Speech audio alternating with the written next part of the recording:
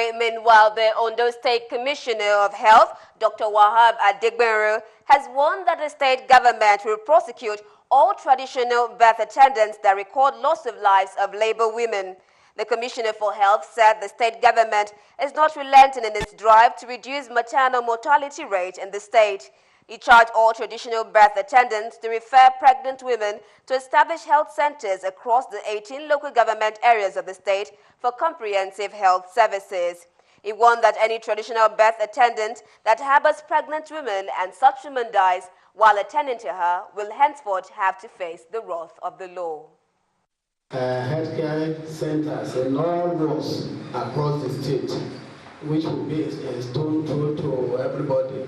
So there is no reason for somebody who is in labor not to just enter a health facility that is so close by to have delivery. Still on health, the wife of the governor of Ondo State, Betty Akeredolu, is set to launch a health program on productive maternal, newborn, adolescent health and nutrition in the state. This program is in line with directive of the wife of the President of Nigeria, Aisha Buhari, in bringing good health to the women, children, and the entire people of the state. Addressing journalists at a press briefing held in respect of the program, which will flag off tomorrow, Betty Akeredolu said to facilitate mode of operation of the program, wives of traditional rulers of various communities in the state shall be engaged for collation health indices and administration of qualitative health services across 18 local government areas of the state. It rather complements. I mentioned that in most cases, the health workers, they lack the tools to get this information that will help in planning. But we have devised a means through community participation engagement. Also, the wife of the Ondo State Governor is setting up a platform to engage wives of political office holders in creating awareness among women on the need for them to be relevant politically and socio-economically in the society. So for this world to be a better place, that 50% that are women must not be left out in the scheme of things. And we should also demonstrate that. More stories after this break. Do stay tuned.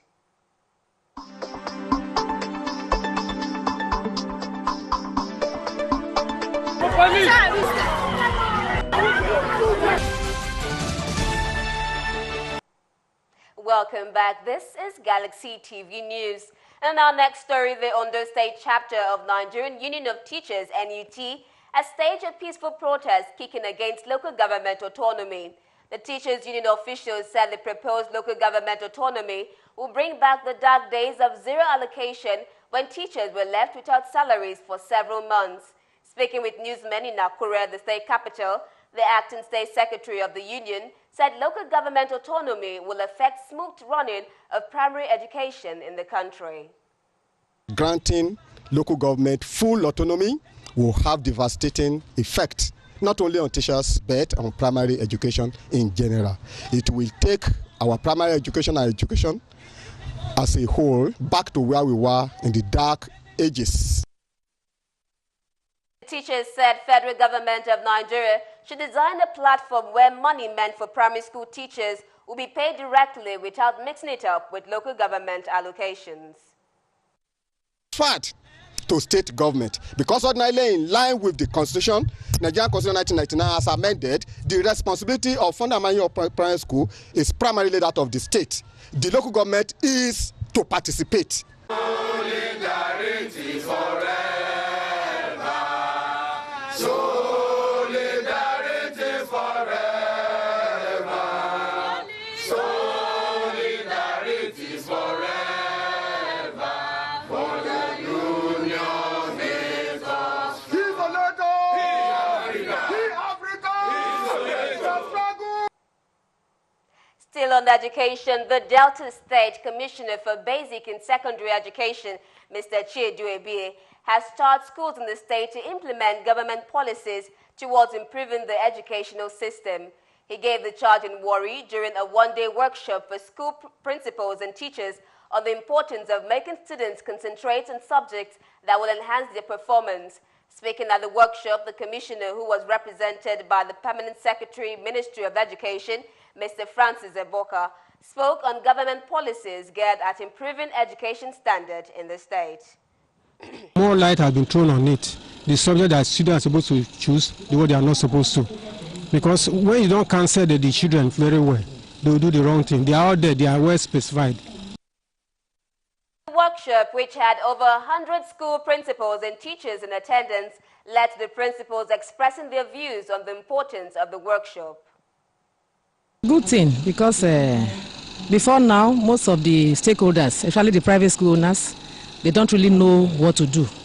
But now that they have come for such a workshop, at least they can be able to do the needful. It's to enlighten the teachers who are the implementer of this curriculum to know what they are supposed to do at a particular time.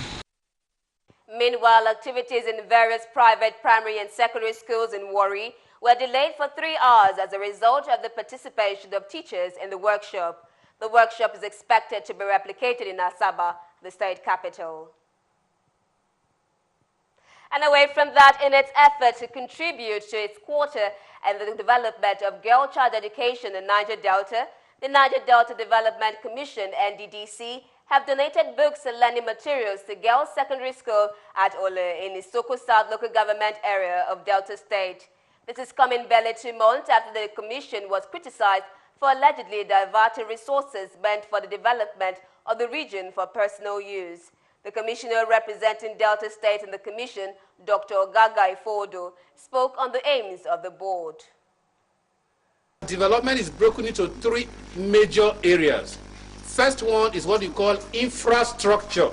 That's a word you may not have heard, but remember it, infrastructure. It means those things in every society that help towards the useful production of goods and services and moving them from place to place.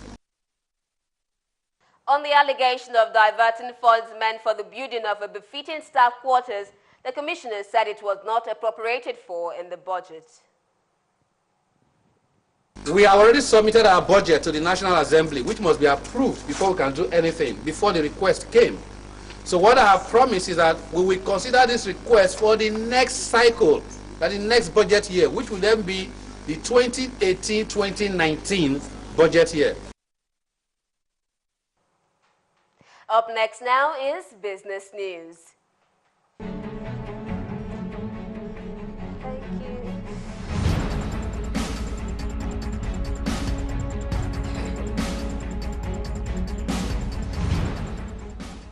Welcome to Business Report.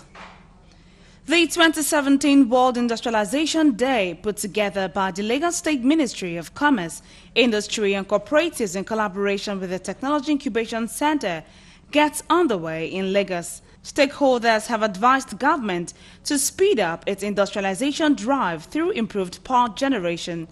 Guest speaker and Vice Chancellor of the University of Lagos, Professor Oluwatoyin Ogundipe, says industrial growth in Nigeria will continue to stall if government fails to address the issue of power. If you look at some of the products that the manufacturers are producing, look at the cost of those products. Can you actually benefit from the trade? If you look at it very well. Some of these people that are supposed to maybe sell the product for 10 naira, they cannot sell the product for 10 naira. And you look at the issue of power, you look at the issue of labor. If you add all those factors to it, are we sure that they can actually compete with their colleagues? And the Lagos State government, being the home state of the commercial operators, the nerve center of industrialization, we have taken the bull by the horns by coming out with what we call the embedded power supply, which will generate over 3,000 megawatts of electricity off-grid to boost the power supply to our industrialists in this state, so that they can produce without having to be powering their generators using diesel or petrol. This is one major step by the Lagos State government. Center Manager, Technology Incubation Center, Gege, Dr. Julie Moma, gave reasons for the center's collaboration with the Lagos State government. We're going. And the reason why the Incubation Center is collaborating with Lagos State Ministry of Commerce and Industry is to show that there is synergy between the federal and the state government, and that we're able to articulate all those industries, all those machines fabricators who are actually in Lagos State, to exhibit them, to push them to the outside world, that they are available. They can solve the need of SMEs, and that we're also linking university. The 2017 Industrialization Week also featured an award presentation to some deserving manufacturers. Good player in this process. Congratulations.